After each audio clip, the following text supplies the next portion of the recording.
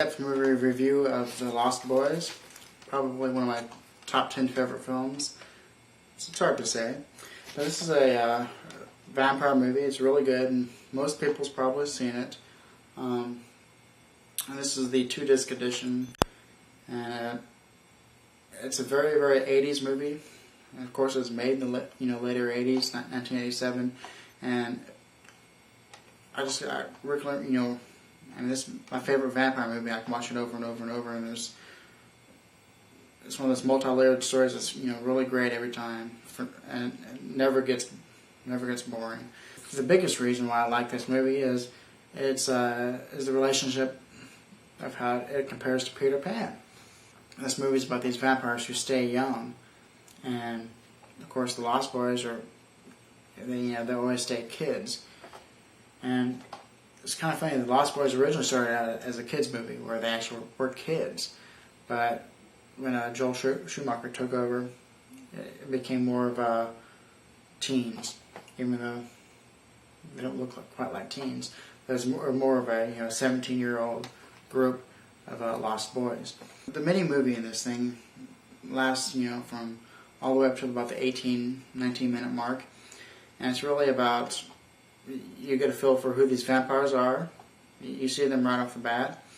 And then you see this family move into town, and they're not really excited about being there. They like, Phoenix better.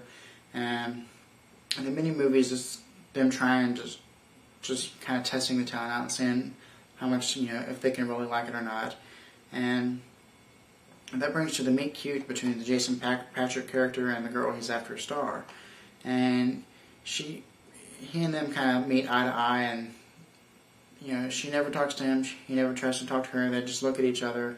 She kind of leads him on, and he thinks that he thinks that he may have a shot with her possibly, but then she ends up getting on Kiefer Sutherland's bike and rides off, and that's the point where she stiffs him, and that's it. That's pretty much the meet cute where he thinks he has a chance with her, but then she gets on Kiefer Sutherland's bike, and it's kind of the awkward moment between the two. And then that's pretty much the ending of the movie, kind of. I mean, it could definitely end there, because at that point they're not tied in with these vampires at all, and that's it. Then pretty much comes up to the inciting incident, big choice of the movie. He actually sees her again at the carnival. And it's not really a carnival though, but he actually sees her again, and they actually talk this time, and then he starts falling for her again, even though he knows that she went with Kiefer Sutherland on the bike. And then Kiefer Sutherland shows up again, and he basically says, you want to race us. And Jason Patric at that point, his big choice is either he can say no, or he can race him. And basically, if he says no, that's it. He'll probably back off and never see her again. But because he likes her, and this is really the big choice of the romance for them in the movie, he decides he's going to race because he wants to show himself that he can do it. And that leads up to the big inciting incident when they lead him through the sands and he almost drives off the cliff. And he and Kiefer Sutherland kind of clash for a moment, and that really kind of jumpstarts Jason Patric and leads him to really, really want to be part of the group that she's part of. And so they lead him back to their cave, their hideout place where they live, and then comes the other big choice in the movie, whereas the first one is he decides to race them because he likes her. Then the other big choice is where he decides to drink the so-called wine, which you later on find out is Kiefer Sutherland's blood. And that's the big choice where basically if he does not drink the wine, he probably will not become a vampire, but seeing that he does, that starts the transformation process of him becoming a vampire. And then continuing on with the main story, pretty much he slowly starts to become a vampire. Kind of fades away from his family. Pretty much brings up to the halfway point when he goes to the cave and only the star character is there, and he has sex with her. And that little minute of film there is pretty much the halfway point for the romance storyline and the vampire storyline. Because there's no turning back with him and her. He has sex with her, and that's it. He's going to stay with her. And also, he's going to stay with the group. He's going to stay being a vampire with them. So that's a big halfway point. Then pretty much, he gets further and further from his family after that. He starts delving in to become a vampire more and more. And that brings up to the lowest point for him, and well, pretty much all the characters. They're all their lowest points, and the big climax of the movie. And that's when they all decide to go to the cave and kill the vampires. So he goes to the cave and rescues her, and here he is. He's passed out in the back of the car.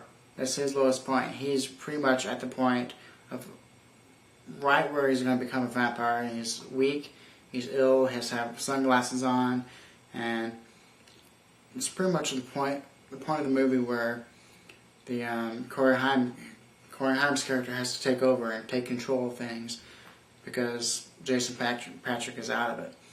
And so he's ill, and then the vampires, the smallest vampire, Marco, gets killed. So it's really the low point of the vampires as well, because 1 out of 4 is killed, and it's also the low point of everyone else because now the vampires are mad and they're going to get their revenge. So everybody's everyone's low point at this moment when Marco is killed.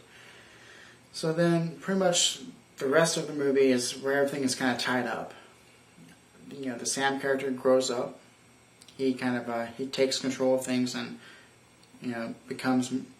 breaks up from being the kid he is. And then the Frog Brothers actually become vampire killers. It's never stated before whether they've actually killed any vampires before, but it's kind of implied that they never have. So they really become the Frog Brothers, the vampire killers that they probably would be for the future. And then the Jason Patric character is he breaks his falling out, and he becomes more part of the family again. And then of course the vampires are killed, and you find out who the leader is. That's tied up. And then Grandpa, his story is tied up, where he says the one thing he did not like about Santa Clara is all the damn vampires. So really, and that's just one side of the movie. The movie has an entire, second plot line, which is the Corey Haim character, and there's the halfway point for him, and there's the low point for him. But the main story is the Jason Patric character. And other things about this, pretty much, you get vampires who look different than I think you've ever seen in movies. They're not so much romantic vampires. They're more, almost teens, but they're more vampires that like to have fun or more like other people that can blend in. Whereas the prototypical vampire Dracula is more of a romantic who kind of stands out and is not like anyone else. But I think this movie really changed vampires a lot, and up until that point in movies, vampires were completely different. Yeah. So that's pretty much it.